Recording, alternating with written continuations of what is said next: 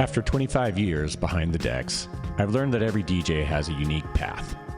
On DJ Deckard, I'm launching A DJ's Journey, a podcast that explores the stories behind the music with the DJs who shaped our scene. My first guest is pioneer DJ Dan, taking us from the early West Coast rave scene up to today's electronic landscape. Welcome to A DJ's Journey, where every beat tells a story.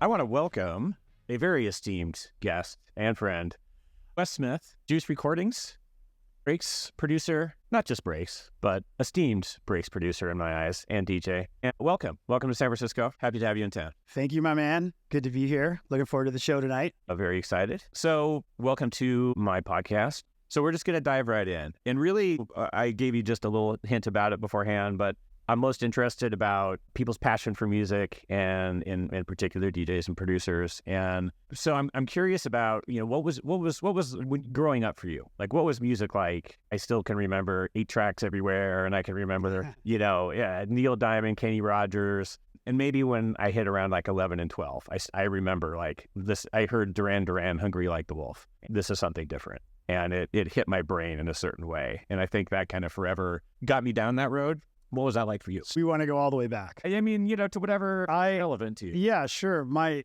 things that have started some thread that gets us all the way to today. Well, we'll just start with my parents. So my father was a huge fan of the Carpenters, and then also the I'm on Neil Diamond soundtrack to the movie Sting or The Sting. So I've heard that a zillion times as a kid, and I liked it. It's cool. The Entertainer, yes. And he had a Victrola that he had built. I come from an engineering family, so he had built this thing from billet aluminum, etc., and put those guts in the case of the original wood Victrola casing. That's awesome. That's what we had around the house to listen to vinyl on. My mom flipped to her side, different kind of background, but my mom was always into Elvis. She grew up in the South, and so a lot more of the blues and jazz sort of camp represented on her side. I have one sister, 3 years older than me, and that I would say my sister, in terms of how we get to anything dance, pop, synth music, any of that, electronic music, it would be my sister, for sure. Yeah, like, so when you mentioned Duran Duran, it could have been anything. Howard Jones, Wham, all those were constantly in the house. So this is probably like mid-80s? Yeah, early mid-80s? Yeah. Yeah, and so that would have been high school time for my sister, and then and me being 3 years younger, right? So she was just getting into that kind of high school arena exploring her own music versus the parents, right? Yeah. And so she had money to buy music, and friends with cars and things, so they could go and explore and get this music, right? So that's what was my guide. And my sister also played piano pretty well, still does, and she ended up playing in bands, like synth bands of those styles in college. So I always had that, I guess, as a guideline of what could be done. Cool sister. Yeah, I could always follow that as sort of what could be done. And, I'd fight her for her music sometimes, like, Hey, wait, that's mine. She's, nah, that's mine.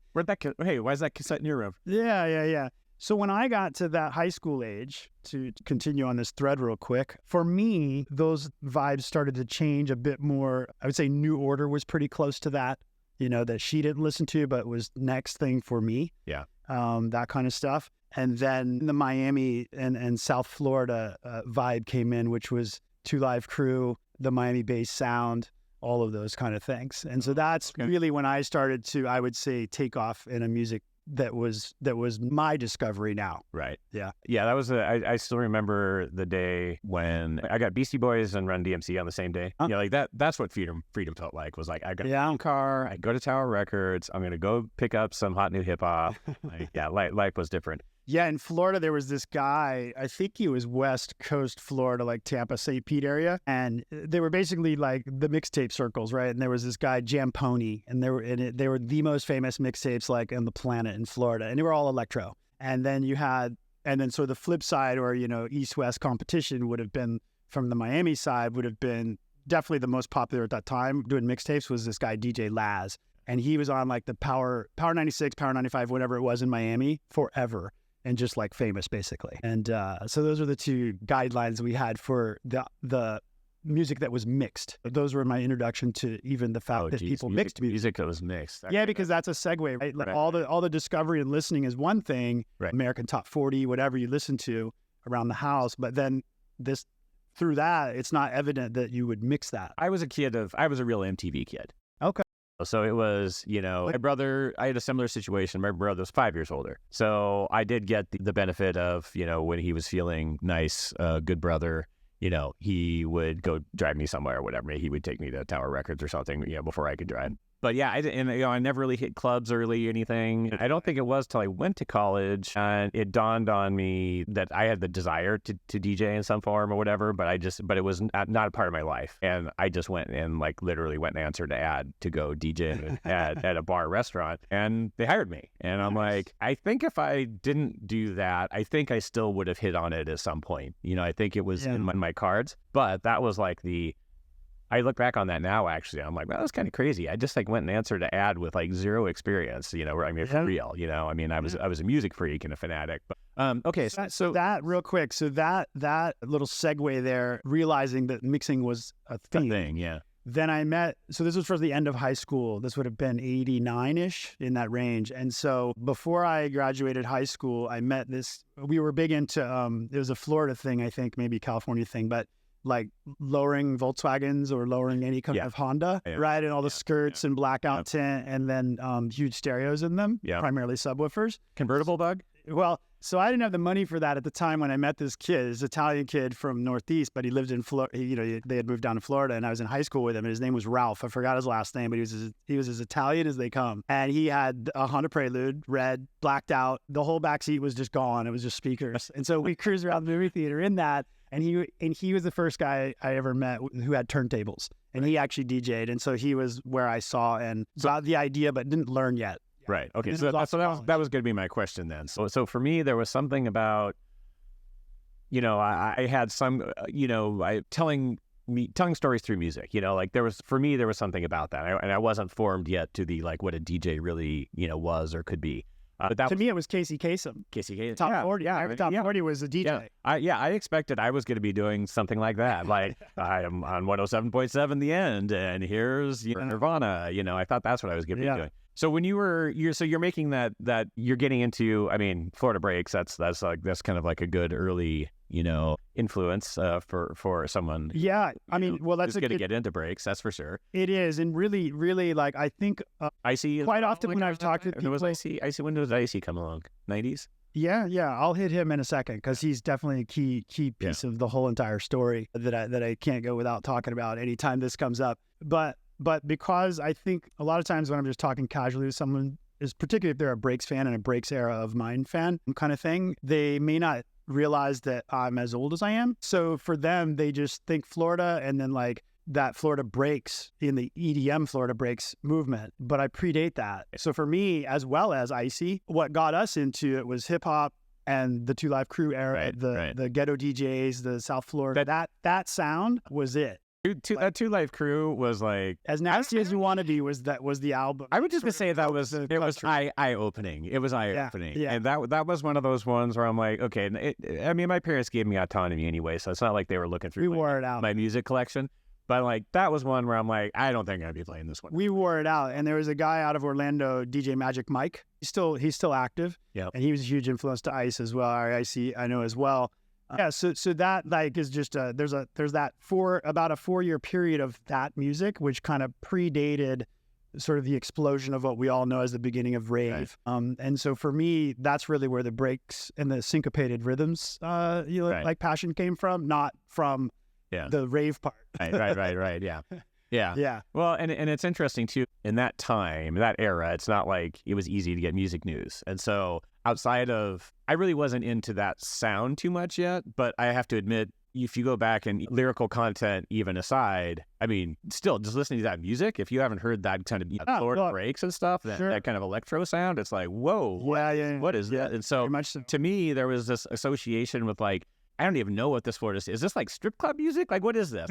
I like it. It's what it was. And you'd hear about it. That's what it was. And Uncle Luke is out there talking about, hit the strip clubs, all this stuff. So it was a very weird association for me that only kind of resolved later when I really got into electronic music, in the late 90s, where I went, oh, okay, Florida's, it's a very... It's why it's always fun to me because, South Miami, especially during that time, was not what it is today. And that scene, like you're talking about, but it wasn't like South Beach. They're talking about like North Miami Beach. Right. We're talking about, you go Richie back and listen to the glitzy Two Live Crew songs, they mention Opalaka in there all the time, all these kind of things. The only equivalent I could think of that's probably done music almost as long as well would be like from Oakland would be like Too Short. Right. Very parallel in terms of like their origins and the culture they were in when they were making the music. Right. Being very clear. Oakland, not San Francisco. Yes. Non-Fleur. Yeah. Non-Fleur. Yeah. But yeah, that was and in fact, that music was, when you talk about buying it and accessible and finding out about it, very street culture mixtape, whatever, and then record shops with vinyl. And so through the Miami base, we'll just call it collectively, pre-Rave, let's say, that's where I learned about the idea of singles versus albums. Because once the Two Live Crew thing came out and did its thing across the country and got all that good and bad press, then you started to have this string of singles. You'd get vinyl singles, just an A and B, but that type of electro track. And they were definitely made for the strip club. Right. Always dirty, misogynistic, always everything you don't want to be nowadays. And don't make it too long either, because you got to get to the next song. That? Yeah. And really no breakdowns, like in the context that we know them. Like they were just made for chugging, rolling along. Yeah, that's that. So at what point in there did the DJ bug hit? Like, when did you go from I am a consumer of this to I want to get behind the decks? Yeah, so I thought it was cool. Ralph was definitely the inspiration. And then when I had a good friend in high school, David, forgot his last name now, but we were pretty tight. And he was a year older than me. And he had a graduation, or wanted to have a graduation party, didn't have a place to have it. So my kind mother said, well, we can do it at our house. And we did. Yeah. Did we loaded around stereo. Yeah, she loved it. My mom loves music. And so, it was chaperoned and all that. This was high school, and it was a pretty like straight edge party. And we had a great time. And I remember at that, when he went off to college, he was going to Howard University in DC, Baltimore area. And he came back from one of his trips. He's like, hey, Wes, you got to check out this thing called house music. And I was like, what is that? He's like, well, it's like in DC and Baltimore, like they have parties at houses. Yeah. And you go and they have DJs and they mix. He's like, I think you'd really like it. And I didn't really think a lot about it. I was still in high school, did, another year of that. And then I went to college, and lo and behold, when I got to college, there was, an iconic club there, bar club called My Friend's Place. And so MFP is what it was called. You can say you're going to your friend's place. Yes. And it was nothing but black. We were still coming out of, some goth clothing and dance styles and all that, making its way into what we know as house music now, at least for us there. The DJ at that place, MFP, was a guy named Simon. And then Simon left there and started the nightclub called Simon's, which is in Gainesville, Florida, which is absolutely iconic. Somehow or other, through his love for music, connections, whatever, and connections with people in the Orlando scene, that one nightclub, Simon's, had literally every DJ we could probably name and have ever talked about come play there, however that happened. Right, so we're talking about Oakenfold, Carl Cox, Sasha, Digweed, in a place about the size of where we're doing this podcast. That's like great. Pretty intense, man. And we're talking like no colored lighting, foggy, some strobe, lots of all the stuff going on. That was meeting some friends in that circle is what really opened my eyes up to the variety of music. And then Icy, occasionally as well would come up from Orlando. And so I was involved. That's how I got into the DJ, to the question. That's how I got into 2 turntables, ultimately buying my own. I still have the same 2 1200s today. Still. Only 2 I ever bought. Yeah. And and I had a couple real good friends. This guy, Thomas, who was just a pure, like strictly rhythm house head, knew everything there was to know about it, was a great guide to teaching me about that. And then I just leaned more towards when Icy dropped this record called Energy Tracks, I think it was, or I don't know. It was a 4-track, basically white label of what we would now call mashups or edits, basically. Right. I thought it was all to me, it was just new music. Right. I didn't know any of the samples. I don't know how this got here. I don't know who made it, but it sounds great. And that record did blow my mind. I just was like, I think that was Basement Twins for me. What is this and who's this guy, right? And then I found Basement Twins later. And then I realized, he was this guy in Orlando and he had this huge nightclub experience. At the Edge was the name of the club. And there were some others, Oz and a couple other venues. But the Edge was the one that had like a Thursday new wave night and then Friday kind of rave thing and so on and so forth. And Icy was basically like the DJ and or music manager for all of it. Okay. And so homies with him was Baby Ann, if you've heard of her, like Sidekick. One of my first raves I went to. Yeah, and she, I think, I'm just guessing age-wise, like she apprenticed essentially, if you will, with him, and that was kind of that's what got me into the breaks part right there. Like that was as a fan, and then playing it in Gainesville at parties while I was in college. Yeah. The other one, it's a little bit of a side note to that, but so I think it was first rave I went to, and which was not young for a ravester. I think I was like 30 for my first rave. But it blew my mind to see Jungle Brothers performing at 2 a.m. And they were wearing like derby hats or something. Like they're all like black, bowler hats, derby hats. I forget what they call them, but I mean, and they're like dressed up in like suits or whatever. But they're playing for a rave crowd. This is not a hip hop crowd, and they do it. So they're doing all girl house you at 120 something, and I'm just like, whoa, okay, that's cool. Like this crossover of just coming to like Fatboy Slim was kind of my entry point, for breaks, around Big Beat. He was kind of the harbinger of all things. Well, Big Beat to me. Going back to that time period, like sure who Simon Shackleton is, Elite Force, right? Yep. So prior to that, he was, I can't remember he had a couple different aliases before that, and there was a record label called Fused and Bruised, and I bought everything there was on that. Yeah, and it was amazing. And Fatboy Slim had some stuff on some of those, remixes and things, and that was before like Fatboy Slim exploded with the album. Also had a Southern Fried stuff, Pizza Man, and whatever his different. That's right. Yeah. Those kind of things. So I didn't realize some of that was them until years later, but that was formative. That was the cool part, right? Like pre-computers. There was no way to find out. When you're like, oh my God, hold on, connecting the dots. There's no way to find out. I didn't find out until many, many years later that Marvin, who is, I'm blanking on his actual name, Marvin Beer. Okay.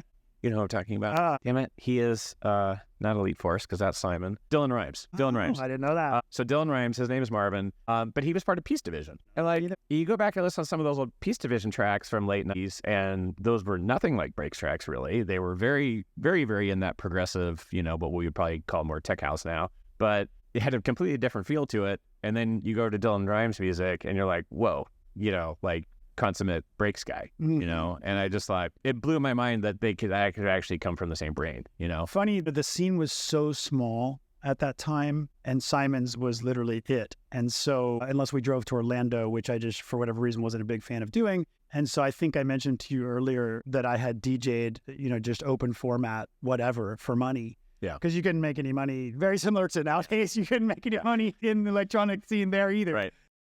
Sweet, I'll play this bar this night for 40 people. You're really going to pay me a lot, aren't you? Yeah. So I DJ'd because I had all that background with the Florida music already, and I was going to University of Florida. It was just natural that a lot of people knew that music. Yeah. And so I already had it all, like as a collector. And that's really where I would say I got the skills part honed. Right. Because just a lot of it was on CDs, and so I had to get these Denon, I think it was 2000F was the model, or 200F, pitch-controlled CD players. And it was like a 19-inch rack mount with 2 slots that came out.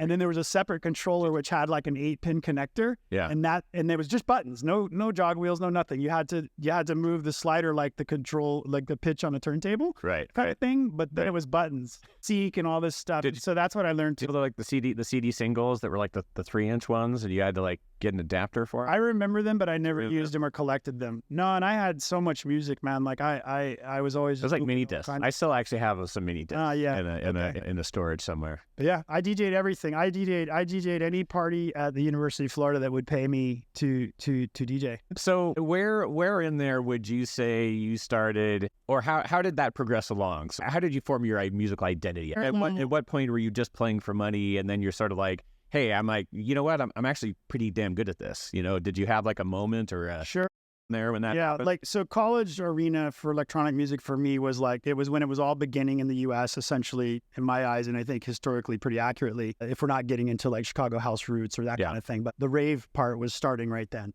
So that was just lucky, right? I just happened to be there. But the really large influences would have been like Sasha and Digweed. Yeah. And I really liked Paul Van Dyke was my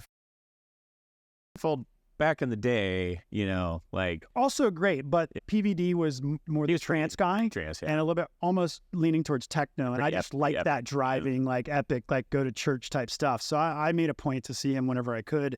So I would say that was heavy influence. And so that ties into your question, because since I was listening to that music, and again, as you know, we couldn't go search stuff. You just kind of, things physically led from one place to another, right? Or the people that you met through that. And so because of my interest in that music, I wanted to find more of it. And Florida really didn't have it. There were record shops. There was one in Gainesville and a couple in Orlando. But, you know, they're businesses and they primarily stocked and sold what sold, right? And that was not that music, really. So I started searching for it. And my sister at the time was working on her graduate studies at Johns Hopkins. And so that's, you know, Baltimore area, DC, Baltimore region. And so I thought, well, you know, I'll search around. And I remember my buddy David, who had said, hey, you got to check out this house music thing, right? So vis-a-vis, you know, BT. Yeah. Okay. So BT was kind of, let's say, after and maybe even made famous or you and BT repping San Diego, right? But like BT was, I would say, like those DJs I mentioned, the trance DJs, were, I think, very instrumental in helping BT get his music heard. Yeah. Okay. I think that's pretty historically accurate. And so, and he kind of straddled that, like that. So I was buying progressive and break. Right. Too. So I was trying to buy that, and I did, and so nostalgic stuff here. You remember that sometimes the record label would have the phone number on the record. Yeah. So one of BT's first records was on a label called Music Now. Yeah. If you go research that, they were independent. It was white. It just said Music Now, a little globe or something, whatever. And there's a phone number. So I called it. It was a U.S. number. Because usually they were UK. And I was like, hey, I'm going to call them. What's up? It said it was like Music Now Records. And I was like, well, I'm going to call them. Yeah. They're in D.C. They're in Washington, D.C. Yeah. It turns out that the label had been started by this guy, Leven de Gaint, if I say his name right, Belgian guy. And he was there from D.C. and very instrumental in the rave scene in D.C. And then so I started buying, they had a record store. So I met this guy, Dave Havate, who you might have met before here in San Francisco with me at one of the gigs or something. And anyway, Dave was the buyer and manager for the store. And so I would call Dave every week, and Dave would have records ready that he thought I would like, and he would put the phone near and needle drop through. And that's how I bought music. And that's like Groove Tech before Groove Tech. That like opened, that's where the mind really opened to what was beyond what I was able to hear at Simon's. Right. Okay. Or the Edge on an occasional trip there. Right. So after enough of that, and let's call it 6 months or something buying, Dave would tell me what's going on. We got to kind of chatting as well as listening to the music and became friends. And then he was like, oh, you know, like the store, we sell the tickets for the raves, right? Because it's all paper and you got to go here and there and do that whole story, right? And he's like, you guys should come up. I'm still in college. He's like, you guys should drive up for like, for one of the raves, like the warehouse, the illegals, the undergrounds. So I was like, all right, what's that? So I got a few buddies that were like, my homies for all the various parties I DJ'd. And we drove, man. And it turned out one of the kids had family that lived in Virginia. And then, of course, my sister was up there in school. So we're like, all right, that'll be the excuse to our parents. We'll put that all together, string it together. We'll go to this rave. And it was probably the first time we actually really heard the word, like in the context of like a warehouse rave. And I got to tell you, dude, we went and we got there and this place was ghetto. And we didn't even know, like, is this right? And we get there and go in. And Keith, I don't know what your first like warehouse rave experience was, but this place was, I'm pretty sure the first DJ we heard was this guy called Lenny D. And if you go Google him, his claim to fame was Gabber. And if you're familiar with Gabber, like house, it's like kind of stuff or something. Yeah. Like that. Yeah. And then pounding. Right. Ironically, it's a little bit like what some of these techno videos on social media look like now. And that was the intro, man. And it was just, there was like super unsafe place to be in. I was in school for construction engineering, so I had some gauge of this is not a safe place. Right. Like, it's not done. It's abandoned. And it was, or felt like it. And, just stacks of speakers, man, and the turntable. But did that add a little something though? Like I was hooked. As far as like, look what you can do. I saw that and came back, and I thought, this is a big event. Yeah. And do you remember, how big it was? I mean, like 1,000 people. Okay. Yeah. And Simon's, I think max would hold 100. Yeah. Yeah. In the dance floor room. Yeah. And I didn't even know it existed, man. That's a huge difference. That's like going to, like I don't know, seeing a singer. We're talking at a speaker bar stacks held with, truck straps. Right. Because they're mounted 4 high or 3 high or whatever, and just rows of cabinets. Like going to see Justice, just a huge black stack of painted speakers. plywood speakers, Yeah. And it just went off, man. And we were there all night and did our thing. And we came back. I just remember us being like, what happened? Well, I guess I'm going to be doing more of this in the future. Yeah. And then, of course, we learned about others that other than the DJs on the lineup. And then it just, that's the pivot point where I went from, I like this music, I love music in general, learning to DJ is cool, I'm doing this DJ, that DJ, none of it really matters what I do, I get paid, that kind of mindset, I guess. Right. And then when I saw that, I was like, oh, wow. Okay. There's more levels to this. So how old were you for that one, for your first rave? 22 or 3. Okay. Right in there. Yeah. Yeah. Because I was, I think at that point, it would have been my, 21, 22.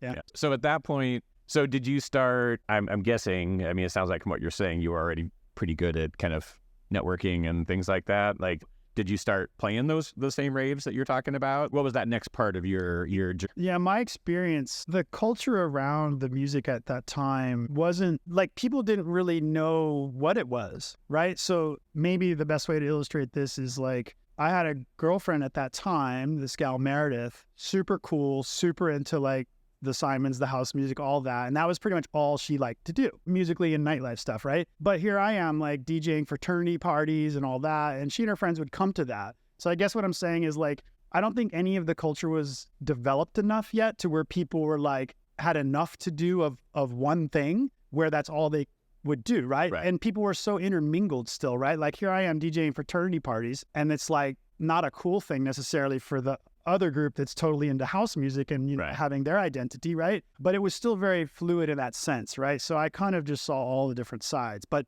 back to that rave, like that's what really like pivoted it. And so then as far as meeting people, really what got me meeting more people from the networking side just organically was because I really committed to wanting to do that more, which included graduating and just DJing a small, like people started to do little one-offs or little weekly things that were electronic, quote unquote, of a wide variety of things, but electronic, if you will. Renting little like theaters that the college might have owned or something, just stuff like that, 100 people, 50 people. And so I did a residency on one of those where I closed all the time. Was this in the era when like electronica was kind of... Yeah. It was a little before the term electronica really got popularized. That was more when I was in DC, at least for me. But there's this little place, I think it was called like the Orpheum Theater or something. It was like a little place where people did like, stand up and whatever. You could rent it. And so these friends of mine rented it, and there was Thomas and his gal, and they were both great DJs. Pure house, loved it.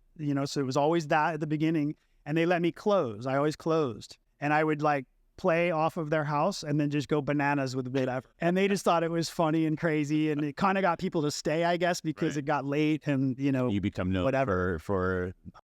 And I would play Icy Breaks. I would play whatever, Fatboy Slim, Elite Force, alias names from back in the day, all the Fused and Bruised stuff. I would play X Tracks, that label. If you remember Misja and DJ Tim, I was like obsessed with them. So that would get played in my 2 hours. I would play Sven Vath records, like super fast Goa trance stuff. Like it was all there, dude. I didn't have a whole lot of regard for mixing and beat matching. And there's somebody that I've kind of become, Instagram friends with, Kelly Reverb.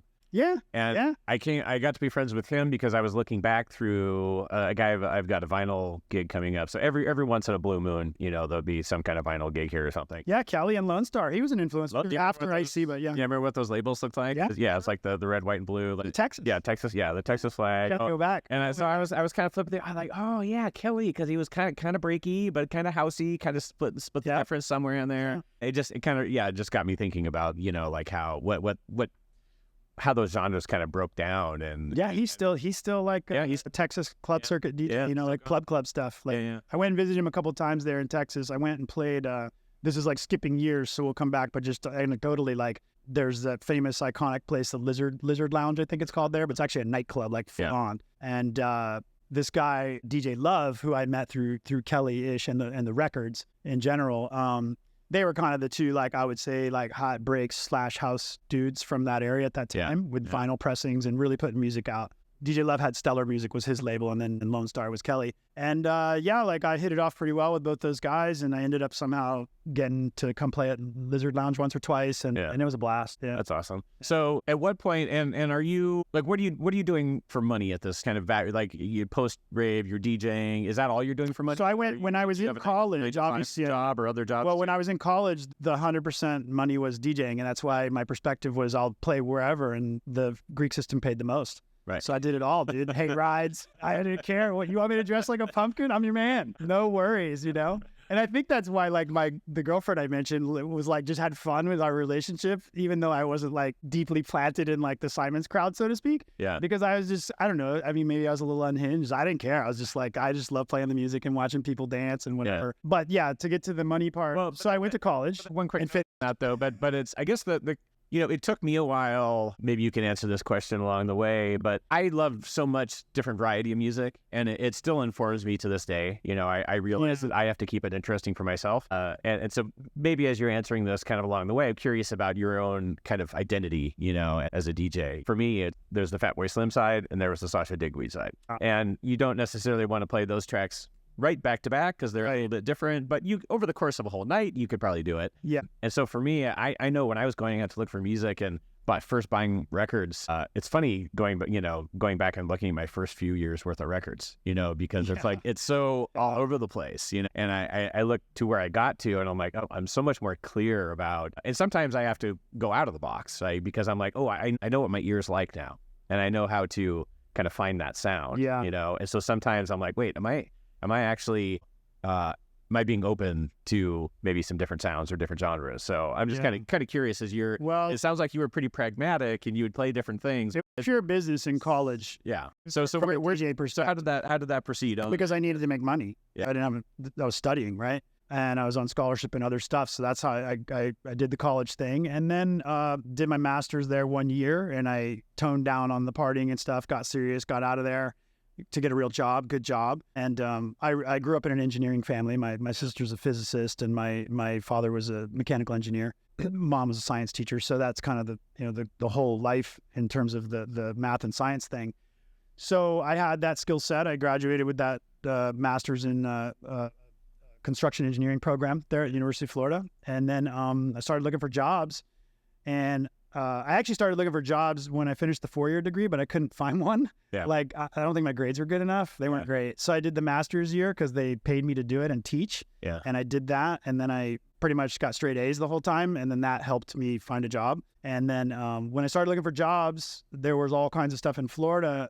But I specifically hunted down DC, and I wanted to go there for the culture and the music and all that. Yeah. But I wanted to work. I needed to work and make use of my degree. And I was really interested in building construction. So that's what I did. I moved to DC. I lived out near the Dulles airport, and I just kind of shared a room in a house with some guy there that I didn't know before, just, Craigslist kind of thing or whatever, found it somehow. And my buddy Dave, who was the buyer at Music Now, was there, and he was my guy, dude. He was my friend in DC.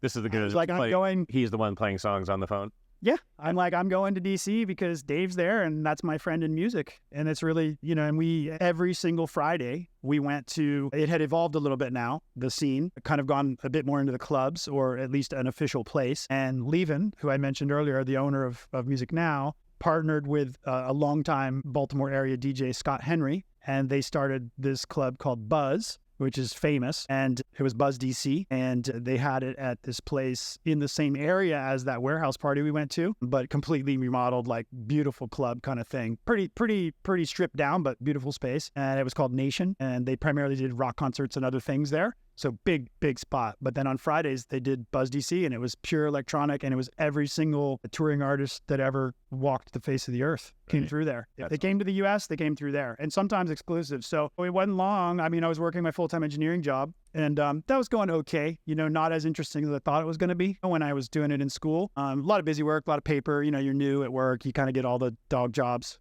stuff like that. So really the music side was the fun I had, the job not so much. And I ended up working at Music Now on Sundays to just kind of do something different than my weekly grind. That phone call on that record. Yeah, and it was super cool because then I saw the music, and then all the DJs that came into town, I got to meet all of them, at least say hi, shake a hand, hand them whatever the new records were was usually the question. Right. Because that's how it was, right? Like What DJ, they get into town, like they can't just download it. They got to go to the local record shop, right, and buy hopefully what's come in that's new or something. So yeah, I mean, I met them all, dude. The DJ Dan, Carl Cox, just everybody. Fatboy Slim, all drum and bass, all the V recordings, the whole DJ SS, you name it. Every single person rolled through there. Yeah, that's awesome. Yeah, and a couple I still know or say hey to in various places, but that's crazy, some of the memories on that. Like DJ Zinc and all the True Players crew, all the drum and bass was massive in DC. And I loved it. I DJ'd it for a while. It was a little tricky to get into it culturally, gatekeeping, if you will. Right. So I loved the music and didn't want to spoil it like banging my head, so I just remained a fan and moved on. And but that was, there's no question about it. Like that, the first rave I told you about was pivotal. And then that's how I made money after school. I found a balance with working a lot at that job, but also getting decent money to buy all the records I wanted. And before long, Levin and Scott were like, hey man, opening slot at Buzz. And an opening slot at Buzz was like, is that and they're talking like a residency kind of thing? Like you? No, they would just rotate the different locals, but you would get to play once a month, Yeah. But when I, like opening slot can mean a lot of things, right? And these guys was like if you got an opening slot there, it was like on a given night, it would be like you, Simply Jeff, DJ Dan, Carl Cox, Scott Henry. That was your opening slot. That's pretty nice company to have your name on that. This poster. Place there were people. When the doors opened at 9 or 10, whatever it was, there were people in a line of like hundreds every Friday, and like no shortage of people on your dance floor. And so it was a really awesome experience. So DJ wise, and then like also starting to form a sound, play to people. Well, especially like respond. You're having to learn at that point. I'm not just playing for fraternity here, obviously. Yeah, that's like I'm setting up these other DJs. Right. And those people, the fans, came to listen and dance, and they knew music very, very, very well. So they knew Trainwrecks. They knew all of it. Yeah. So you had to be like, it was nerve-wracking, dude. Yeah. You're playing a lot of people. So this is kind of the real expecting a lot. This is kind of the game changer for you? Yeah, for sure. As far as realizing like what it was going to take to be a headline DJ ever. Right. So this, your story is quite a bit different than mine, but somewhere along there for me, I remember I'd already been DJing, but I was still learning things, and I was still learning things about music. Like intuitively, I knew I didn't have much music background, other than just what I listened to, just what I was. Okay. So I had to, when I started DJing, I was like, this sounds dumb in hindsight, but I'm like, there's a structure to it, and this is how it's formed. Yeah. And so intuitively I knew a lot of this, but I couldn't tell you much about breakdowns or what you would do, how you would make it or anything. Sure. And as I start to DJing, my brain's going, now I'm diving into all that. The guy I mentioned, Thomas, is the one that taught me that. And in Gainesville. And I guess, and I don't know what made me think this, but from that time when I first started DJing at 20, well, I DJed in college for a year, but then I didn't DJ for 9 years. But when I started DJing at home at the age of 29, I just had that thought in my head of, I don't know where this is going, but I have the belief that I can be just as good as like world famous DJs. I had that certainty. I thought I was that good. But I also, when I was playing that opening set, and and playing for those DJs, you have to have the confidence, right? Because otherwise you could be sitting there with shaky hands or I remember wreck or something, and like that shit. I have a lot of flyers, and one day I'll do something with them digitally. But they were beautiful flyers too. There was this crew of really well-educated design students. They eventually formed like a tag handle, Airline Industries or something like that. Their design work was absolutely beautiful. And it was two guys. Yeah.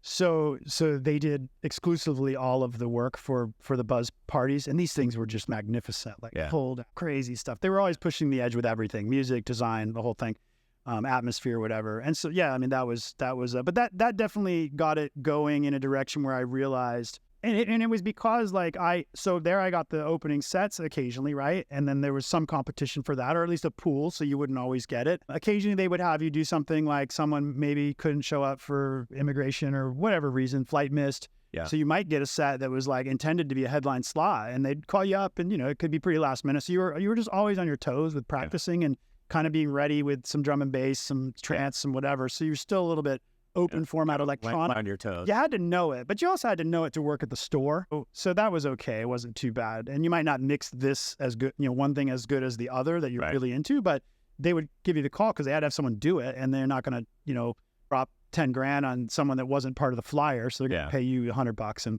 But the couple of things I learned there was, I realized, okay, well, if I want to be booked to play a slot that's not the opening slot, I'm going to have to learn what these people do and why that is special, and understand to hear the difference between what I do and what they do. Right. Comparing mixtapes, asking people all that. So that really started that journey of like studying the electronic music structure and sound, keying and all this kind of stuff, which there weren't easy tools to do that with at the time. And then the other thing was learning the money side of it. Wasn't as good as open format type stuff, but hats off to the Buzz guys because they always paid everybody, always. So you open, you got $50, I think it was, or maybe 100. But then, and they increased that over time if you were good and did good job, and they felt like you're actually bringing people. Right. And they were very open with like telling you, like, look, you've got a little dollar. We're going to pay you $150. They were so good. They were so good at curating the scene locally and then supporting that international talent. It's a little bit, maybe we'll talk about it a little bit, the Space Cowboys kind of concept. In a way, Buzz was definitely an initiative and a super club kind of thing at that time. But the guys, Scott and Levin, had certainly come from a love of DJing and producing. They both were producing events. And so they really cared for it like it was their thing. Right. Like it was, they were going to do that. Like you knew when working with them, you knew this is what they're doing until they can't do it anymore. Right. And they did. Right. And that's exactly what they did until they tore the building down. I don't know if this leads up to this point, and we were talking a little bit before this, but I didn't know that you kind of associated with John and John H. and Steve from Fort Knox 5. And so for me, that was like another vector in my music map of the world. Was like I was aware that there was this whole other thing going on in DC because there was down tempo stuff. Yeah. Not just down tempo, but there was some breaks. It's a little funky. Yeah. And when there was like Donald Glaude from Seattle, like when he was playing DC, what was some of the other big clubs there? Was there a place called the National or something like that? Well, Nation was where Buzz DG was. Yeah. Nation. Okay. Nation. Yeah. Okay. So I would hear about some of that. So in my head, I'm trying to like, what is this DC scene like? Because in Seattle, we had Sir Mix-a-Lot on the rap side, and we had Donald Glaude, and we had like Brian Lyons, and there was like a whole house crew of people, and a lot, like some of those house guys are still around to this day. Derek Mazzoni still, I think, is like on NPR or something, like so. But there wasn't a lot of like funky stuff or breaks DJs or whatever that I was aware of. So I don't know if I'm jumping the gun, but I'm curious. So from Buzz, so how else did you like say tie in with John and Steve and some of these? Well, it does make it feel like there was a real community. 100%. Yeah. So John was a little younger than me, but he was in that circle of people that would play those slots sometimes. Steve, my recollection was he wasn't really into that music, but I do remember seeing him DJ some. I think I was telling you he was doing it was Thunderball or something. Thunderball. Yeah. Thunderball was his first project, I think, that I knew about. Yeah. Pre Fort Knox 5. Yeah. And so anyway, John, Steve, I remember a couple other names. Tom B was definitely a big house DJ in regional local. DJ Slant was like the drum and bass dude. And there was kind of these pockets. And then as Buzz grew and the whole thing grew, got more legal, some of the other promoters did massives. There were a couple, I can't remember the names of the people, but there were certainly some other massives at fairgrounds and things like that. So it was a real vibrant area, and there was enough competition, but enough to go around. So it was pretty friendly, right? Like you were bummed if you didn't get the slot, but you knew you would get a slot soon. Right. I guess it was that mindset, right? It wasn't like defeated forever mindset, Right. And I think that just helped the community foster, But the other thing too is like every single one of those DJs they were all ravers, man. That's how we met. Like we all went to the parties. Like so. Couple years went by and here we are DJing, and some growing faster than others or whatever, but we all knew each other from dancing in front of speakers, And how many of you at that point were producers? Was that very few? I wasn't. Okay. I wasn't. Yeah. I was experimenting with analog outboard gear for a long time, even since college. I used like this program called Acid and SoundForge. They were like not even made for producing music. They were like made for doing edits for like videos. Fruity Loops. That was, I hadn't heard of that one at that time, but that is one today still. Yeah. The formal part of music production came much after. It was all DJing at first. Producing was super expensive, man. Yeah. It was like this black box. Like I remember talking to Icy about it in a few occasions where I had a gig with him or something and got to ask him a few questions. I remember being nervous to even ask him stuff. You know? Yeah. He was like the dude. And I remember him telling me about like Novation base stations and this other buddy of mine that I actually started Juice with way back. This guy Leon Kung. We knew each other from college, and we started Juice after that when I moved to DC. And like we both figured out like what MIDI was and basics of gear and stuff. But that was pretty rudimentary. We were making noise. We weren't making anything. And you know, because you had to like have a soundboard and record it and get it to DAT, and then now what? Like, what's mastering? Like, it's like hardware mastering. Like, that's a science, dude. I just saw a video. It's not an AI mastering. There was a clip that Fatboy Slim. It's funny. It's a great clickbait title, but it was actually like a kind of a great story. If you read it, it's a great short story, just kind of talking about what it was like then and now. And somebody was asking Fatboy if he would make music with Fred again, and his acting like, hell no, I'm not going to make music with that guy. And we were like, whoa, what's going on here? And he just goes, his explanation though was great. It wasn't about anything about the people, the person. He goes like, I went into a room where I saw what he was doing one day, and I just went, I have no idea what he's doing. You know, like, and he goes, in fact, I just got out my old like Atari or Commodore or whatever it was, my old computer. He got out all his old whatever, his floppies and all this stuff, and there's multiple videos on YouTube to kind of see this stuff. You can see his old setup. Yeah, and it's crazy because they're like here we have our sample and it needs to fit exactly within this memory. Yeah, and you can't go even like a frame over because there's no extra space or time. And it's like, and the confines which he was going with, and probably sounds like he still prefers to, because that's how he learned. Yeah. So he's a bit senior to me in terms of the timeline. And so I could see that being the case. So for me, I couldn't stand it. Like, I liked the curiosity of all the gear, and I was an engineer, so I enjoyed and tried to appreciate all that. But I just could never get anything right. Yeah. Because it felt like I was trying to use stuff that was made for like a live band or a rock band to make these sounds. And I just couldn't do it. So I thought, well, this isn't going to work. So I didn't really, I always messed with it, but I didn't try to make anything that would ever get played until the DJ story continues. And then I ended up in India and other places through DJing, and met people who introduced me to Ableton Live. Okay. And that was Ableton was the breakthrough. That was the breakthrough for me. I didn't make version 8. I made my first DJ edit with Ableton because it's maybe it was similar for you. I did edits with Acid and with SoundForge, but they were terrible. Yeah, and I would try to kind of mess around with some of those, and it just wasn't. I couldn't. There was no time stretching. For me, it was like, it's like if you just took somebody and said, "Hey, here's Photoshop, but we're not going to really give you any tips." Does it make sense to you or not? Or it's like trying to do something that would be done in Photoshop, but do it in Paint. Right. Yeah. And your mind is around that. Yeah. So like. Yeah, so I had a very difficult time with, trying to think like making band music, but getting that to be an electronic music, and I just couldn't fathom how they did it. So with Ableton,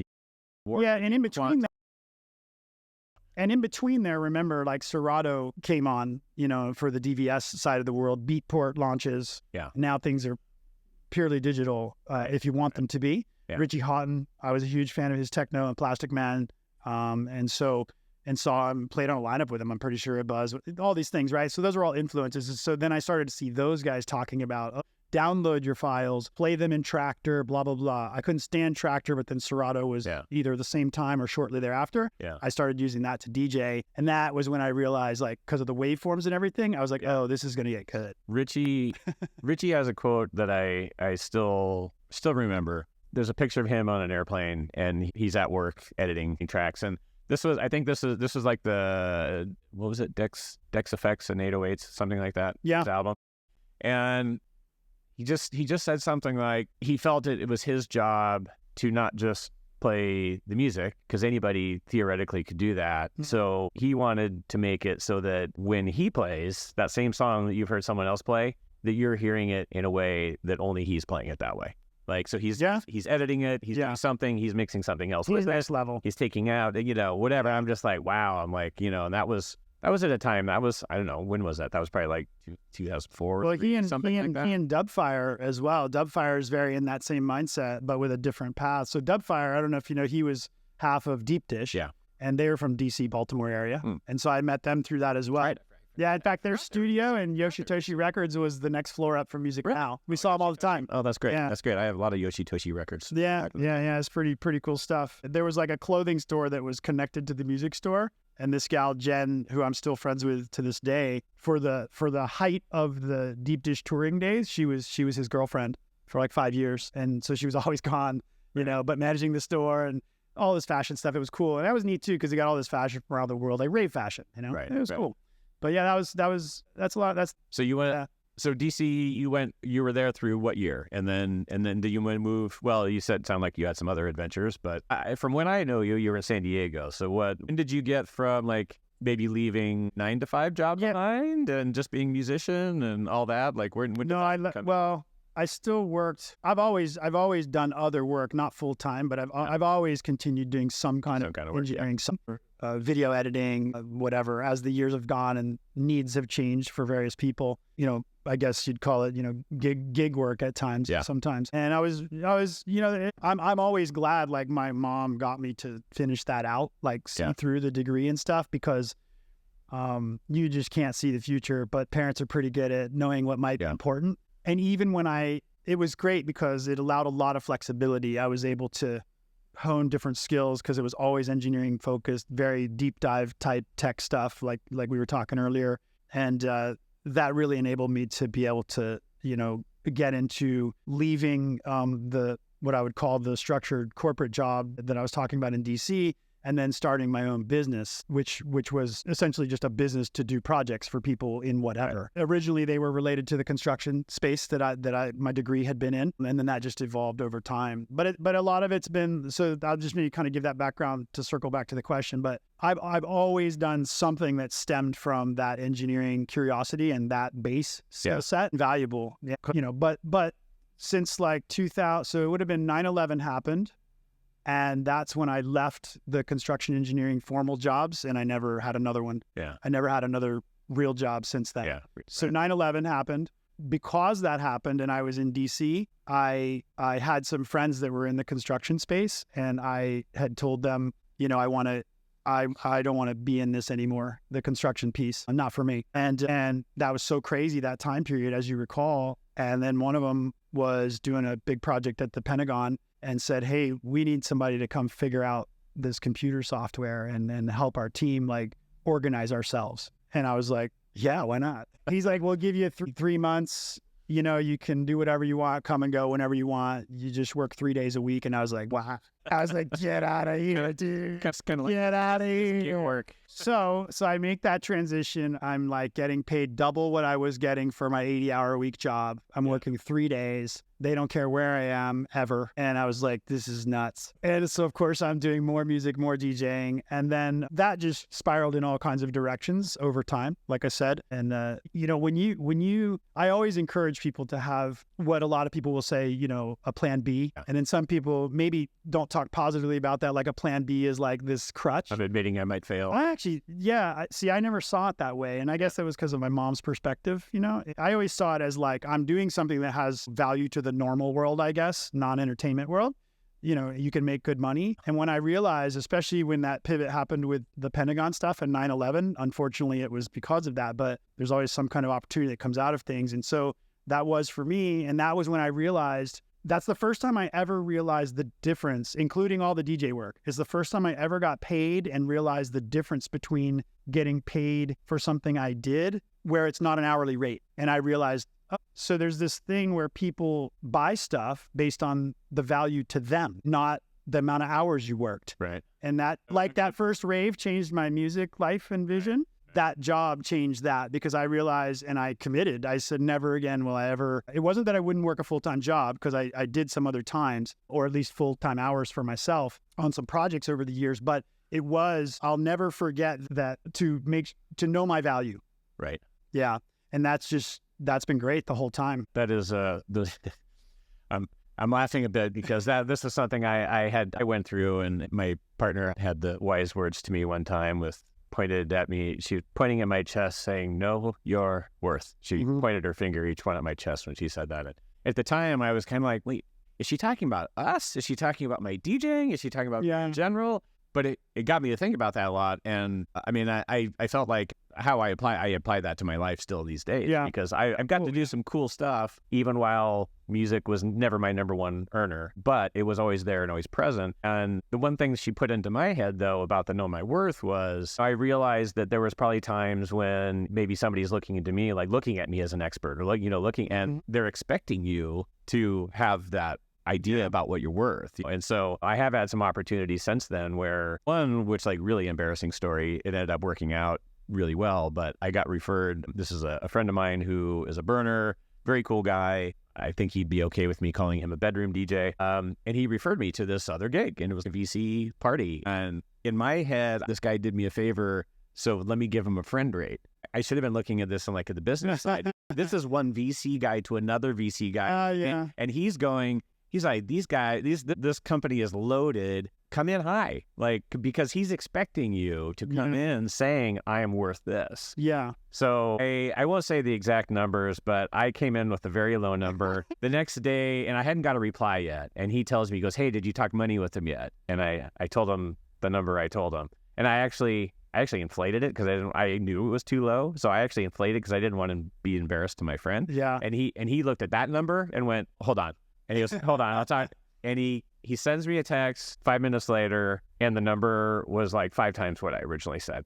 Highest paid I've ever been for a DJ gig. And thank God he knew what my worth was in that situation. It's these things that help. Like, and since then I've gone on to have a few other gigs that I've been at or near close to that. Well, it's that's like, because now I know I can do it, and I know that somebody's willing to pay me that much to do that. And that's why in the electronic stuff, I'm always thankful and go back to the origins with like Scott and Levin, because like I said, they always paid, they always let you know you're worth something. Yeah, which is, and I've always done the same thing when I've thrown parties. It's always paid everybody something, no matter what we made, regardless.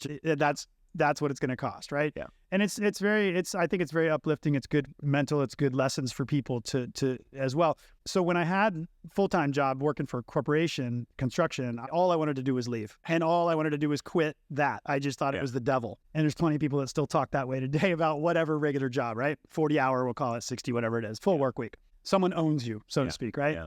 So when that pivot happened with Luck, it was like, like I said, that was when I realized that there could in fact be a disconnect between what you get paid and the amount of time spent. And when that light went on, I was like, well, wait a minute. Now I don't really ever want to stop doing this stuff that I learned, engineering side of the work. You're getting paid for the quality of your work. Yeah, I was like, what I need not because you logged 160 hours. So I did that Pentagon thing, and then through that I met a few people that were some music, other interests, whatever, and then we started businesses together, and that was when I started I had started the Juice label before that in DC. I was started in DC.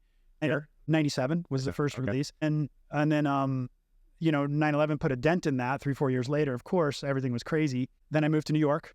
I was doing so you had the label before you were actually producing, though, first. Yeah, for sure. It was everybody else's music. Yeah. Okay. And then and so I made my way up to New York because through the engineering stuff, I ended up getting a contract to make you remember Macromedia Flash? Oh yeah. So I got a job doing like flash design for the New York Times. Wow. Yeah. Okay. And again, check this out. It was based on the way I pitched it to them. I knew what they needed, the RFP, so to speak. So the way I pitched it to them was, let's price it by module for what you need done, and you don't worry about how I get it done. Yeah.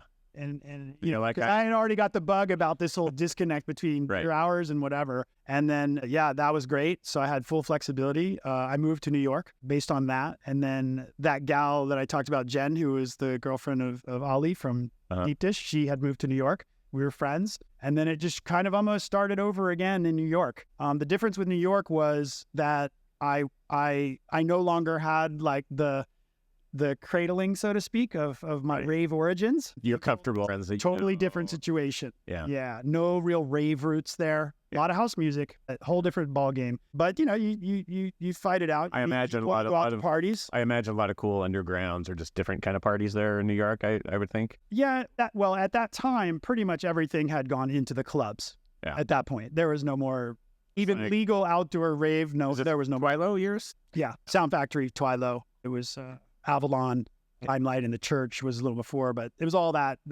big club era. And it was cool. I mean, Eric Murillo was like a resident at Sound Factory or one of those places. You go see him. And I also loved rock music. Like the difference with the New York experience with all my music was that was the first time I moved somewhere and didn't know anybody that was doing what I was doing. So I had to go and like, you're new. So you got to be now, you're like the DJ world, you're at the bottom now in the local scene. You got to work your way up. I've been doing this thing for all these years. And a few knew me, but I hadn't produced music with my name on it yet and stuff like that. And so I knew that had to happen in order, because I was looking at like, okay, who's made it from New York? And it's like icons like Masters at Work, Literally Vega, people and it was a lot of these guys I knew from the house records that dude Thomas always played. And now I'm seeing them and I'm like, oh, now that's what this takes. And that leveled it up again to where I was like, okay, I'm going to have to, with my spare time, I'm going to have to work hard with this gift I have of being able to, make some money in different ways, irons in the fire. And I'm going to have to, I did some open format DJing at clubs there in New York. I DJ'd for some football teams. Their parties at like places that like one of them was like, they'd be like places like 4040 Jay-Z's club. And so just play, and they didn't know who I was or care. They just paid great. Had a friend who worked, she was in the event management for 17 magazine. So I was the official DJ for them for the Northeast for a while. I did all the teen events. Mine was always this like, and maybe it worked against me until I moved to San Francisco and kind of learned how to network for real and learned what it was like to be part of the scene. And just, hey, I'm showing up. I'm not asking anything of the scene. I'm not asking you to book me. I'm not asking anything. I'm here to absorb and have fun, people. And oh yes, by the way, here's my mix CD, and then once you get to know me and trust me, then I kind of learned that okay, the gigs are going to come from being a part of the scene. And maybe you get... I was probably a little bit less like that when I went to New York, maybe more so when I went to DC, but New York was different because I had the experience, not with my own money, but watching the Buzz guys do this on a huge scale. So I knew I could provide value to like promoters that I would meet. And so that definitely was my entry point with some of them was like, I know what it takes to run an event. You had a track record, right? Yeah. And I was like, I know what it takes to run an event. I haven't done them with my money or risk, but I know what it takes and I can help with certain things. And so I did. I partnered up with some of those promoters that were more into like the rave and breaks and bass stuff and that kind of thing. And we did some great parties. Sullivan Lounge was just an amazing underground club there. We did a bunch of parties there. So go back to something you said, though. So you said at some point in there, okay, I know New York, I'm going to have to level up. What was that like? Was putting your first record out? I know it needs to sound like a certain way. I had one or two records that I had done under my name on Juice, but they were primarily engineered by this girl, Debbie, who was the original partner. The original Juice recordings was when I was living in DC, but it was started by myself, this guy, Leon, a friend of mine from college, who actually designed the logo, the original logo, and then Debbie. And then Debbie bowed out after a couple of years. It's a tough business, man. And she bowed out voluntarily, and then Leon and I kept moving, and then he bowed out, and then I carried on. It was about a 4-year period of that transition. And then I carried on in DC. And so that was after 9/11. And then that's when I got serious about knowing that I needed to put out music. Like I understood it needed to happen. When I got to New York is when I realized like it's critical. Before it was like, oh, this will be cool. I'll get some clout points, but DJing's still the lead. When I got to New York is when I realized, oh, these got like, it's the records that are out. That's the lead. That's how they get booked outside their region. That was when that really kind of hit home. It could have hit home earlier, I guess, in DC, but things take time, man. You're busy doing life and stuff and relationships. Well, and I guess if you feel like, I mean, you had ways of still making money, figuring. I wasn't in a rush. Exactly. And there was no social media either. Friendster. And I mean, I started so late. It's a joke. It's funny. I mean, I think it's funny. I'm 54. I've DJed for 25 years, 26 if I count my college year, just with an 8-year gap.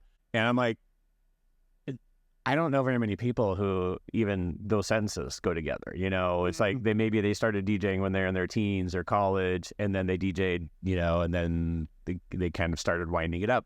30s or something. The pathway I've never hung up either one of those things for any extended period of time. And at a minimum, I've always, especially since I got into Ableton, I'll give that little anecdotal story in a second. I just never have. It's just always been, Always been a part of your life somewhere. I just love it, man. Yeah. You know, I'm sure I would do it if I, Props for that. yeah, I'm sure I would do it if I did nothing else. I mean, if I didn't do anything with the music I made, produced, I probably would still do it. Yeah. It just, it's like, I know that like mixtapes were a big deal, like when you're in high school or something. And I feel like once I started making like quote unquote real mixtapes, you know, the real DJ mixes, I'm like, I have a feeling like I'll be making my chill mixes or party mixes when I'm 70. Dude, I get so excited like when I'm in the Ableton beta program, have been forever since they let me in. Yeah. And dude, you start seeing features come in there.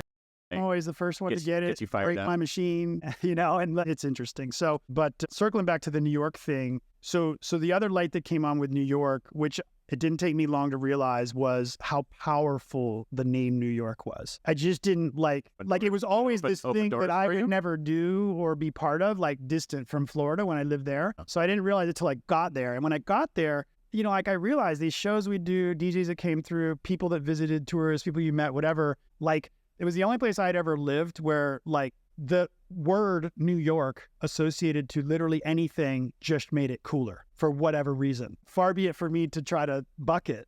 Yeah. And so what I did was I really was primarily just a DJ still. And I ended up, because I was booking bigger shows with my own money and budgets, we started bringing some people from the UK and some various places, small third tier acts, not like the big guys, a couple 100-person parties, things like that. And since I had connections with Icy and others, we were able to bring him up, but really varied. You know, it wasn't like one style of music, those parties at Sullivan Room and other venues around, small venues like that. But then through my engineering work, I ended up making a trip to India. And when I was there, I went to clubs.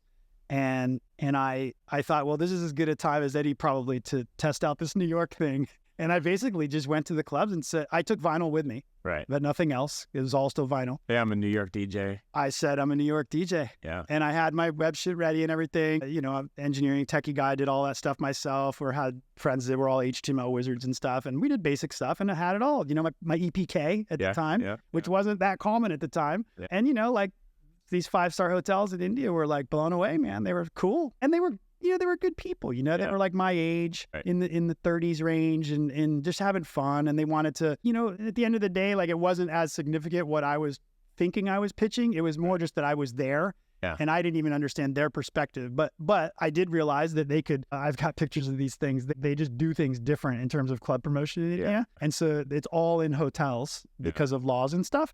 And so otherwise they have to stop at 10. So these private hotels could do things to like whatever. And then they could advertise. And so they would have these like, you know, I don't know, 5-6 meter, 25 foot banners. And it would be like Wes Smith, New York City, whatever. And they always and I just realized like that's the deal. Yeah. You know, and that helped me realize how big the world was. And then, you know, as the Steve Jobs dots connect, right? That first trip, I met a lot of local DJs, great guys. I'm still friends with some of them today through social media and whatnot. And I met, that's how I learned about Ableton. And the kid was using it to play. And I was using Serato. And he's like, dude, why don't you get rid of these vinyl records? Bro? That's a lot of work. Once you figured out, he's like opening at the night that I'm headlining. And he's like using Ableton. And, you know, and I'm like, whoa, bro, that's pretty sweet. So that's, ironically, a lot of you would think I somehow learned about it in America, but I didn't. I learned on a trip to India. That's crazy. At the same thing, to wrap the India bit up, which definitely changed a lot of what I did with music, I met this guy who was just partying with us, this guy, Naveen, and we just stayed friends, and I went back. About a year later, he hits me up, and he's like, hey, dude, you know, I'm like, what's going on? We would keep in touch, you know, Facebook stuff. And he's like, hey, man, he's like, I'm the country manager now for Red Bull. Red Bull has entered the Indian market. And I'm like, sick. What does that mean? He's like, well, they're going to launch an initiative to bring non-Indian culture club life to India. And we want you to come and tour India and they'll pay for everything. And I was like, so I went and Red Bull sponsored a whole, it was a six city stop tour. Yeah. And, I forget the name they call it. They had some name that kind of went along with the fact that these were people from other countries. You're probably not going to know who they are, but they have something in their region. You can check it out online, profile, whatever. We're bringing them to introduce to you things that you wouldn't get another way. Right. And that was the whole theme of it. That's awesome. Yeah, and I did Chennai, which I had originally started at, the first story. Then I did Bangalore, I did Hyderabad, I did Mumbai, I did Delhi, New Delhi, and one other. Somewhere over like on the Goa side, but not Goa. That's awesome. Near there. Pune or something like that. And of course I met more people. Yeah. Yeah. MTV people, crazy stuff. I had a friend of mine, shout out MB in Seattle, my DJ mentor, Mitch. At one point, he got hooked up with these people. I think it was a Quest Mobile or something like that. Regional, sales conference meetings or something. But they, as part of their, it was awards, it was like the awards banquet tour kind of thing or something. But there was like a whole crew and everything, right? Because like every city they're going to doing this, they've got semis of gear and all this stuff. So he was their DJ. So I think he did this a couple times. And I'm gonna be gone for like a month. I'm on tour.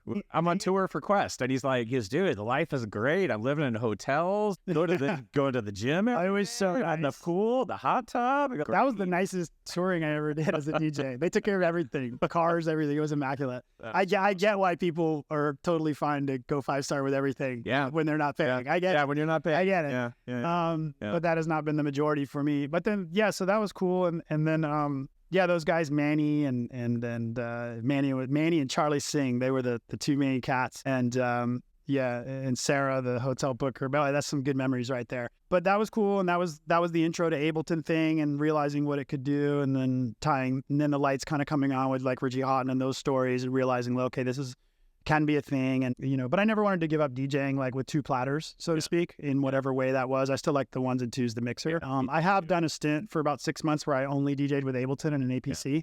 It was cool, but it just didn't feel good to me. Sounded great. Different. People liked it, but it just wasn't what I wanted to do. I like the idea for like an artist, like watching like say Josh Gabriel, who's, I've seen him DJ a couple times and had the good fortune of working with him on a music software that never got released way cool. back. This is like late 90s, before he actually became known as an artist. The year before he went to WMC, we were actually meeting with him to work on this software. Watching him be able to play a live gig where he's, I don't know if he was 100% playing his own songs, but mostly playing his own songs. But that was cool to see how he was doing it, right? Because he's like essentially remixing on the fly. He's not just like hitting play and going. He's mixing his stuff. That's cool. I was launching Cliff.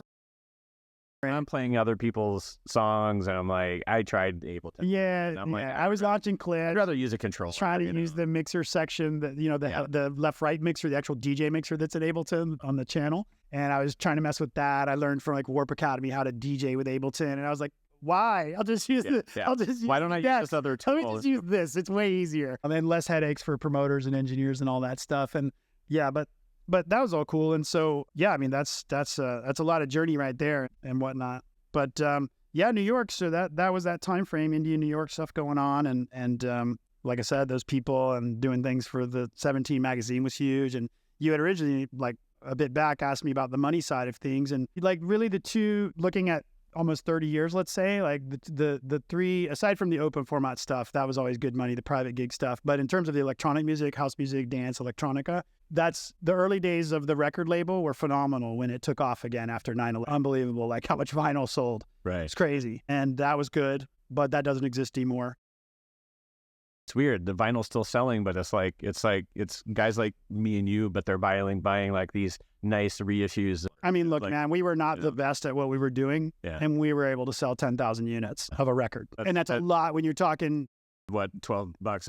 It would be like $5.95 domestic, and then if a song took off in Europe, which some of ours did, you'd be getting the higher portion of like the $11 import price or whatever. Right. So it doesn't take long to add on that. So that was good. And then the other section that's been great, and I think it's still very valid today for artists, especially up and coming, video games and licensing. Oh, right. Yeah. You can't beat it. Who's that Shark Tank guy? There's one of them that loves licensing. I think it's Kevin or somebody. And he's always like, oh, no, it's not him. Anyway, one of them likes to do licensing royalty deals. Yeah. And that's kind of what happens. It's funny you mentioned the licensing. So when I worked at Microsoft, I got to participate, i.e. Sandy, the woman who was working in licensing for the video game department that we were in, for the studio we were part of. And there was a racing game. And my friend Mitch, MB, we both worked at Microsoft at the time.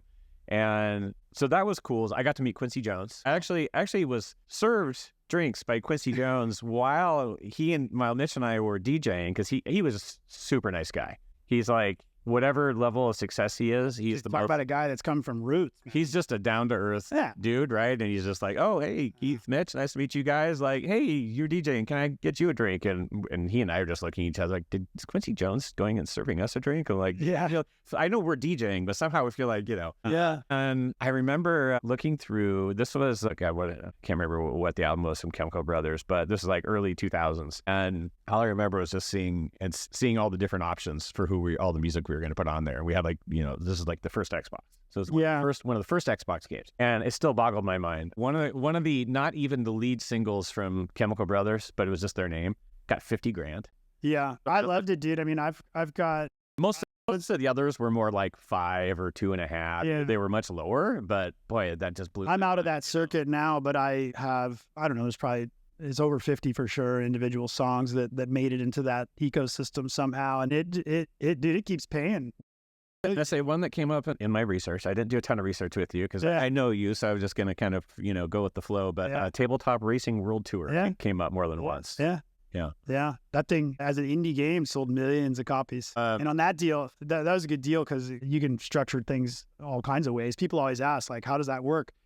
Because just general business experience at this point, I'm always like, well, the deal works how you guys agree it's going to work. Right. Like, they may not flex because they have standards and workflow and efficiency, and that may be what you have to do, but that's because you have no power in the game. Right. But trust me, when someone really wants what you've created, well, now you can start. Right. You've got a little, negotiating terms. Yeah. And I think people that, you know, that can start to sound like stale and corporate and not fun, and maybe it isn't for people. But it goes back once you're in that part, goes back to knowing your worth. Once you're in that part, that's what you need to do. And if you're not the person that can do that, get someone to do it for you. And that's often what managers will do. And sometimes, you know, it doesn't mean they all do a good job at that, but there are great people that do brokering of that kind of stuff. If it's not your thing, but you have something that's in demand, right? So that's what I always just tell people is like, if you're not comfortable doing it yourself, it's not you, you're not passionate about learning how to do it and get your result. There are people that, you know, will take a cut and do that. Yeah, it'll get you a better deal. Yeah. But I always just liked getting paid cash.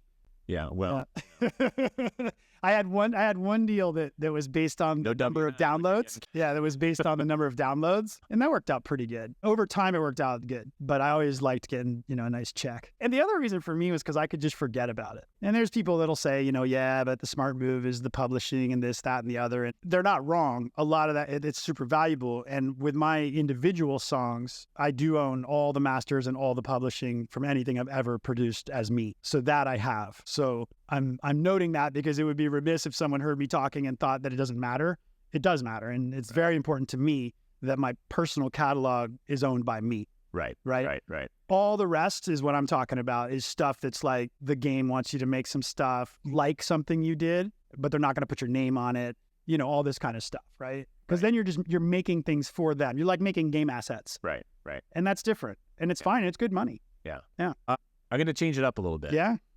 I once played a set on top of a 747, not only after you had DJ'd, but after you had run a marathon that day. DK, sorry. A little longer. 50. An ultra. Okay. Get it right, Keith. Get it right. And this was at Black Rock Desert in Burning Man. And that got me to thinking, and that was also wild, not only for the fact that, let's go over that, we were in a 747 DJing. You ran an ultra. Amazing and amazingly controversial, but amazing. Amazing. And also their choice of mixers. Do you remember the mixer they had? It wasn't one of the studio ones, but they had a Rain rotary. Yeah. And I still remember thinking about, like, this is freaking Burning Man, guys. What are we doing out here? But that just got me to thinking, 2 quick questions. Sure. What's your craziest costume you've ever worn out there, or outfit? And what's the craziest party or thing that happened to you out there? At Burning Man? Yeah.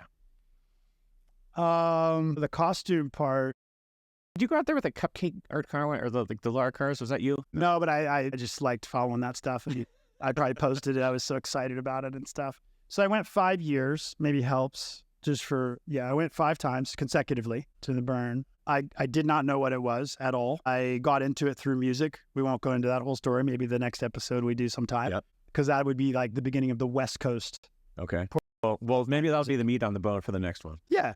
But I obviously got into Burning Man through the West Coast. Maybe not obviously, but that was a piece of it. All through music, that people knew me for from the East Coast, essentially, in those days. And so that will another day. But that got me out to Burning Man. And then so 5 in a row, I started with Camp Charlie, the unicorn. And, you know, that's probably when I did the craziest costume stuff. Yeah. And I don't even remember exactly, like, dude, I was so like lost and new to Burning Man. Like, I was just happy to make it through the time, you know? I was with a lot of experienced burners, some of whom I knew from the DC rave scene. Yeah. So a tie there, this gal, Sarah, that used to be a promoter. And she actually was the one that championed getting me into Charlie. Thankful for that. And then I met other people there who moved on to the 747 project. And that's how I tied into that. I wanted to do something more hands-on. Like the creativity and chaos of Camp Charlie was wild. And for an entry into Burning Man, I wouldn't have it any other way. It was just sick, you know? But if I was going to keep going, and I wanted to, because it's so interesting, a whole nother episode. It's so interesting. I've been 13 and I wanted to keep going. It's like it becomes part of you. Yeah, but I felt like it's hardcore partying for one thing if you go that route. Yeah. And so if I'm not going to do that, which I know I can't physically, I need to find another way to enjoy this. And so the people who engineered the original Charlie were the ones who engineered and started 747, Big Imagination, and then Will and them. And then they recruited me over there because I had engineering skills. Okay. So funny how this all comes back, right? Yeah. I end up being part of the build crew for the plane, you know, and doing 21 days on Playa to do that. That's a big year where the full plane was there. Yeah. Because I had engineering skills. And that was, I think Icon played before you, I think. Yeah, it was that year. The whole thing was there. And I think we were like the one breaks night. Yeah. I played twice that week, but the breaks night was with you and Icon and myself. And then I played another night when Diplo played. And back to, let me at least answer your question. So the costume part, I would have to say, like, the one I remember the most, which is not that significant, but, you know, I did run the 50K in a tutu outfit, full on. Like, I went full on Tutu Tuesday to run it.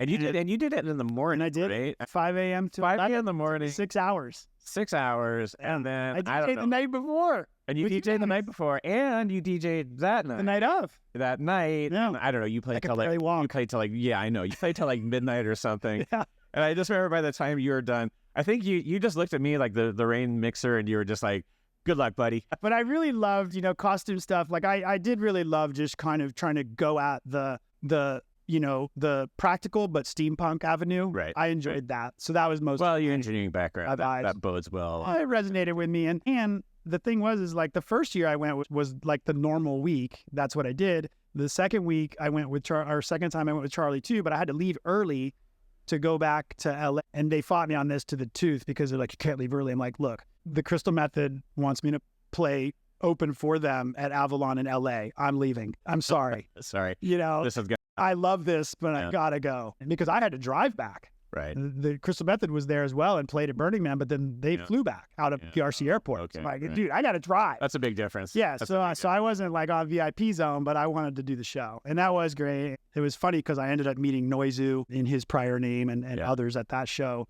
Different episode. So that's the costume thing, I guess. And then what was the other thing you asked me about Burning Man? Like, you know, craziest party event, thing you saw or participated in, you know, I'll just catch all. Well, I mean, I've got 3 that just pop immediately to mind. The Thunderdome thing, I had a chick friend that did that, and it was just nuts. The Cunnilingus Dome eating contest, I thought my buddy was kidding when he said, are you coming with us? I just thought it was a joke. Yeah. And I go and I'm like, this is a real thing. Yeah, I've seen some wild stuff. This is happening. I've seen some wild stuff, but that's up in the ranks. Yeah. And then, you know, and then the third wasn't a party, but running that 50K was really special. I had run a lot before that in marathons and other things. It was a big part of my life at that time. Distance running. I just remember by the end, and you definitely had a few beverages in you by that point. I just remember this could be one of the most grueling Burning Man days I've ever heard of. For anyone to do. The wildest party personally was probably like just. I ran into this gal that I had known from somewhere. She was like waiting. I've DJ'd someplace and it was like, okay, it was like a steampunk bar or something. And this gal shows up and just acted like she knew me. Yeah. And I couldn't remember from where. Yeah. But she knew a lot about me. And I just, everyone's love at Burning Man, right? I mean, there's no tickets or you come and go and I'm playing. She comes and goes some. And then she's still there at the end. And there's some people I said hi, hello. We talked a little bit. And then she had her bike and everything, and I had my crazy blue bike with all the stuff, and she's like, let's go. And I'm like, where? She's like, doesn't matter. Let's just go. And I was like, yes. Let's do it. And so the party part of that, you can let your imagination run wild. But the party part to your question that happened as part of that entire 12-hour run was we ended up at that cuddle camp. Have you ever been to that one? It's like a dome and you go in and it's just covered with pink pillows. Yeah. And it's just packed with people laying on each other. Yeah. And it was her idea. And so we went and I was like, man, how do I feel about this? But I was like, whatever, dude, we're going in. Yeah. And she's like, well, you can take your clothes off or not. And I'm like, yeah, that's not happening, but I'll go lay in here somewhere. And we laid there for a while. And I just describing that because it was really actually for us, it was not a sexual thing at all. Yeah. It was for many, as you know, but it was just so interesting to me. Right. And I thought, I can't not do this, dude. Right. Like, I gotta go lay it right in the middle of this. Right. And, it was cool, man. So anyway, that is showering it. I've not done that, but I think that's a seminal experience for sure. Yeah. All right. Yeah. That's the 5. What else? So I'm going to hit you on this one's just recounting a memory, but I always thought at the time, if I ever followed through with this DJ podcast, that this was the kind of story that needed to happen. So I'm going to recount an embarrassing story of my own again. So do you remember you were here, and might have been Shuey's party. We went out for sushi. It was for those locals here or no San Francisco DJs. It was myself. Shuey was there. You were there. I think Nugs was there. I think Connie was there. Can't remember for anyone else, but some local icon. And I posed the question of saying, and I don't even remember what got me thinking about it, but I was thinking about DJ fails. Like, hey, if we all, like, if you had that time when something just, shit hit the fan in the middle of a gig or something. And I don't remember each of our individual stories, but we kind of went around and everybody's kind of telling their stories. And I was thinking, like, this is cool because these aren't the kind of stories that DJs usually are. You want to talk about your successes or the fun, whatever. You don't want to go, oh my God, I really fucked this up. But I thought, well, hey, we're all DJs here talking, so we can talk about this. And that night, we're playing at Public Works, and you had, I can't remember what you were playing on the CDJs, but you had your laptop hooked up. Probably at that. Something about how you hooked it up. So when I go to plug my USB in, it's still pointing to your... yeah, I remember this. My log. Yeah. So right off the bat, we had talked about these DJ fails, and I go out and you just played your set, and I'm like, yeah, I'm ready to rip it. And for some reason, I thought what I was navigating to was my song. You're playing my music. And I'm playing the beats, and it's literally gets into like maybe 2-3 measures in or something. You're like, dude, that's my song. And I'm just looking at my beat, and I'm just like going like, yeah, let's go. Okay, let me mix out of this as fast as I can. Anyway, I don't know. I won't prompt you for any other DJ fails if you can think about it. But I just thought that was so ironic that in my head, I was so happy that it was just DJs talking shop and, letting their hair down. And then for that to happen, I'm like, maybe there's a little karma. I let it out of the bag or something. Vinyl days, a lot of what we talked about here until the next episode that maybe covers the rest of the days, the West Coast side, like we said, I definitely partied more during those times. And one of the benefits of maturity is and you get better at whatever. And then with that, all these stories we've had with those things and leveling up, like comes another piece of longevity is responsibility and professionalism. And, I've kind of expunged, like my fails were early days vinyl stuff, like picking up the needle, like right in the middle, oops, picking up the needle off the person's record that just played before me. Yeah. Like thinking it was mine, like just switching it, and that feels if you're doing CDJs when you go, hey, I'm queuing up this next song, and that feels really bad. I just went back to queue on the song. In the early days of CDJs and like Link, it didn't always work or wasn't always intuitive, I should say. It's probably user error, but like sometimes you'd pull the wrong USB, right? Because you could put the USB on the side, not the side you're playing, but the side their track is playing on. You could put it there, link it, and then unplug theirs. You make that mistake. But nothing dramatic really. Like since I would say since the New York days, I've always been probably what people would call pretty serious about making sure that I know I'm there to get this done. I had the same and preparation too. Like I put a lot of time into making sure that I'm ready. I definitely that's evolved for me even over 25 years. I'm way more prepared than I used to be. Someone asked me the other day in one of those producer groups, they asked a general question, not to me, and I answered, but it was along these lines. And they're like, what kind of time do you put in? DJs, hey, what kind of time do you put in? And I was like, 10 hours a week for sure. Just mixing for no reason. Yeah. And And one of those times that I had in particular with what you were saying, like the kind of the wisdom through, because, you know, like a lot of other DJs, I was enjoying myself too, you know, so I'm having a good time while I'm playing. I mean, it's part of what it's about. And that meant, you know, different things I was enjoying. And I was tag teaming with Shuey. We were at Decompression. We were on, I think we were on the Dusty Rhino, something where we were well elevated, and it was great. You know, at least in my head, it was great. Everything pretty much went smooth, and kind of a little bit of a cloud nine after. And Shuey leans into me. You played the same song twice. So she's like, not back to back. A song you played about 15 minutes in, you played with like 15 minutes left. And she goes, I don't think the crowd noticed. It was, but I know. It was, and I know that you care. And I was not sober for that one. Yeah. And that might have been one of the last times that I've ever done that. When I was throwing the parties in New York, and they were like my risk and responsibility, I had a few DJs that were, you know, touring DJs at the time that we booked for the shows. And a few times, you know, I had to pull them off because of their behavior or their partying or whatever, and cut them short. And that doesn't feel good. There's going to be arguments, whatever, but you got to do it sometimes when it's that bad. And I learned from that, like, that just always stuck with me, like how bad I felt. I still paid them, you know, and that's just the way the business was. And I was like, you know how bad that feels? It's not fun. When you got to go through that and you lost the money. And I never been that bad on the DJ end of it, but that definitely always, like, that's always in the back of the head when, like, it's like the shot or the whatever. It's like, I'm good. When I get done. When I get done, hold that. Yeah. There's all the other things like spilling stuff on equipment and whatever, just things that can just happen. Yeah. And I don't want that to happen. I love, there was a sentence I heard. There was somebody, it was a particular kind of electrical crackle or something. And someone went, oh, that sounds like somebody spilled beer on the mixer. Well, I like that it was so particular that they could tell by the crackle. Yeah. Well, we didn't talk about it, but I think this, may be fun and important. One of the other things I did in college was because the University of Florida had this massive student union budget for like doing shows and entertainment. And I worked for a sound company that did their sound for a couple years while in college. Yeah. And that's how I learned all about like analog equipment, speakers, amps, all the kind of old school ways it's done. Yeah. But anyway, that was like, you know, when you do that, you have a whole lot more appreciation for all this gear and stuff. Oh yeah. Yeah. Cost and you can fixing it and go with the flow. Cleaning it, all this stuff. Yeah. So that's it. All right. I'm going to hit you with the last question, which is just, is there anything that you've been listening to, current or old, that you would want to shout out? Something that's been that's been hitting you in a good way. That I want to shout out? Yeah. Just through this kick and bass group I'm in, there's a lot of great producers in there. This June Wilder is one that's not super famous. Really like his music. I'll probably play some of those songs tonight. From the San Diego area, there's a good talent pool. Cole Vasalo's one. He's up and coming San Diego native producing. I helped him figure out how to do his own self-release label, stuff like that. Just minor coaching, not production coaching, but just label stuff, business stuff.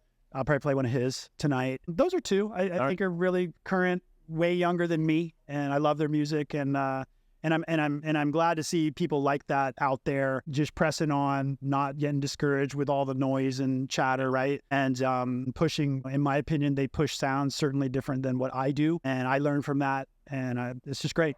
So people like that, keep pressing. Awesome. Wes Smith, thank you, sir. My man.